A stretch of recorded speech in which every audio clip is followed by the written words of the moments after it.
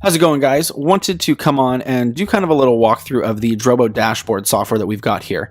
This is the software that you will download and install when you get a Drobo. It's pretty much the same for any of the modern Drobos.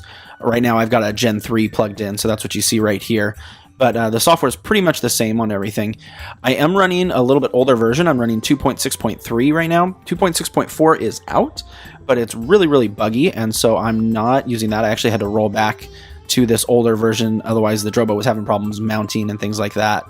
So wouldn't recommend being up on that right now, but other than that, that is really the first problem I've had with the software. It's been really solid. Other than that, some cool things you can do is you can come in here and really see a lot of stuff about your Drobo. As you can see the map out of what drives I've got set up in mine. You can come in and get specific information about all the different drives. It'll do a drive check health and everything there. So that's really cool to kind of see all that information. You can really break down the capacity and how much you're using. So this is kind of the way I like to look at it. So you can see I've got 9.94 terabytes available still.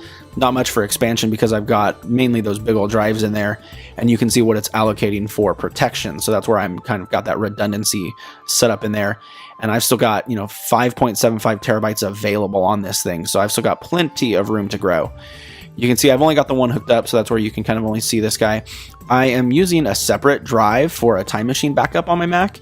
I don't have the Drobo set up for that. I've thought about partitioning it off, but I kind of like having that on another drive as well. You can come in here and do a couple things, blink the lights. If you had multiple ones set up, so you could see the different locations of them, renaming it, stuff like that. This is where you check for your software updates.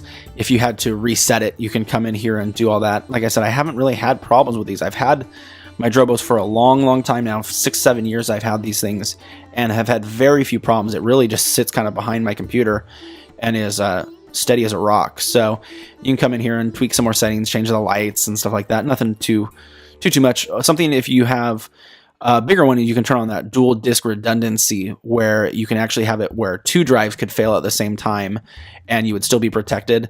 I've only got the 4 in it, so I don't have that on. Otherwise, I would lose a good amount of storage, but something you can definitely do if you need. You can get in. I don't have the menu bar app or anything going on there, and I don't even have it sending me alerts because, like I said, I never got anything.